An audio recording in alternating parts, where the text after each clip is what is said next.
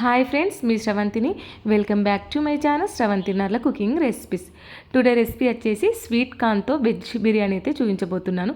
చాలామంది నాన్ వెజ్ని తినని వాళ్ళు ఉంటారు కదా, చాలామంది నాన్ వెజ్ తినే వాళ్ళు ఉంటారు, తినని వాళ్ళు ఉంటారు కదా. తినని వాళ్ళ కోసం ద బెస్ట్ రెసిపీ అని చెప్పచ్చు స్వీట్ కార్న్ వెజ్ బిర్యానీ. మీరు తప్పకుండా ట్రై చేయండి.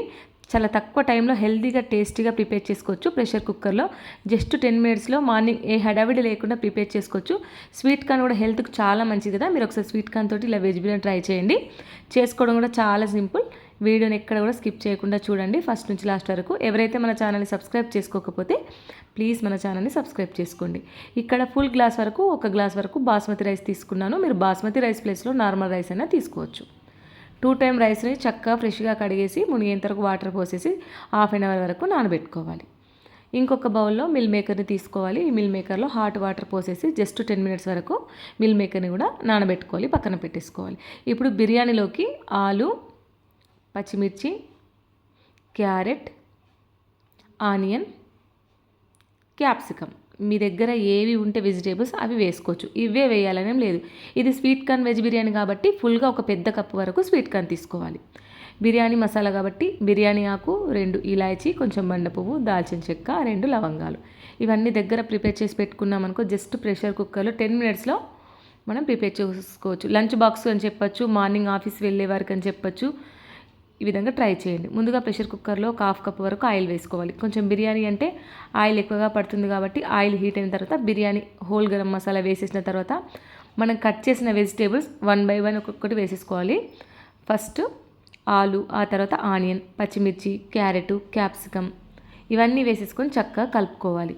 కొంచెం బిర్యానీకి ఆయిల్ ఎక్కువగా పడుతుంది కానీ కొంచెం ఎక్కువగా వేసుకోవాలి. మిల్ మేకర్ వాటర్లో కలిసి టైట్గా పిండేసి మిల్ మేకర్ వేసేసుకోవాలి. ఫుల్గా ఒక పెద్ద కప్పు వరకు స్వీట్ కార్న్ వేసేసుకోవాలి. ఇవన్నీ 1 బై 1 స్టెప్ బై స్టెప్ అన్నీ ఒకదాని తర్వాత ఒకటి వేసేసుకున్న తర్వాత ఇలా చక్కగా కలుపుకోవాలి. ఒక 10-15 నిమిషాల వరకు మనం చక్కగా కలుపుకున్నాము అనుకో, ఆయిల్లో చక్కగా కుక్ అయిపోతాయి అన్నట్టు వెజిటేబుల్స్ అన్నీ.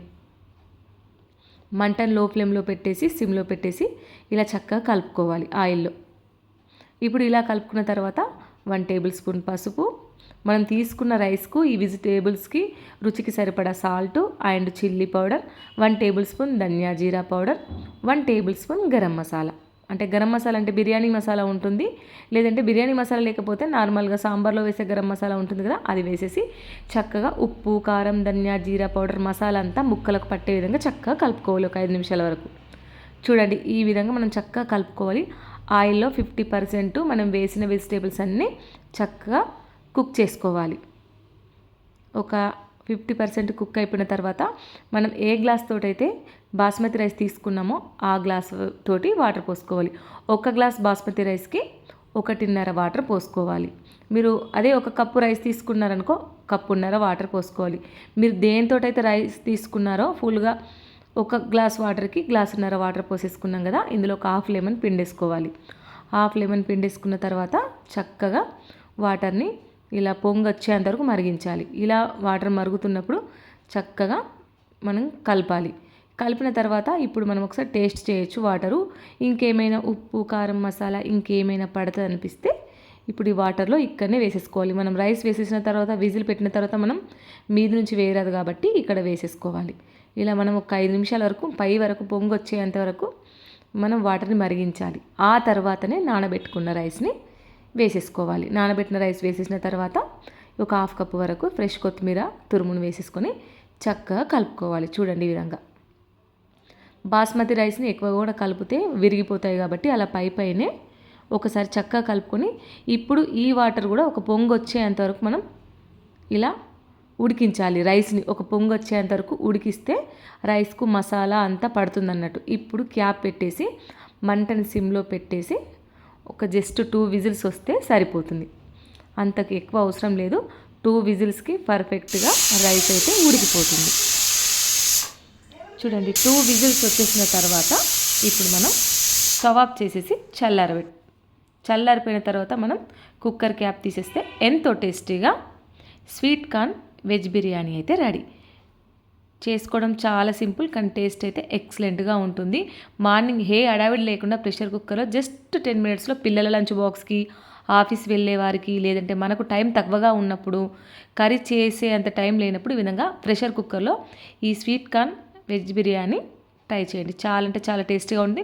మనం తీసుకున్న ఒక గ్లాస్కి గ్లాసున్నర వాటర్ కరెక్ట్గా సరిపోయి చూడండి ఎంత పొడి పొడిగా వచ్చినాయి. ఇంకా చల్లారిపోయిన తర్వాత వేడి మీద అలా అనిపిస్తుంది, ఇంకా చల్లారిపోయిన తర్వాత ఇంకా పొడి పొడిగా ఉంటుంది.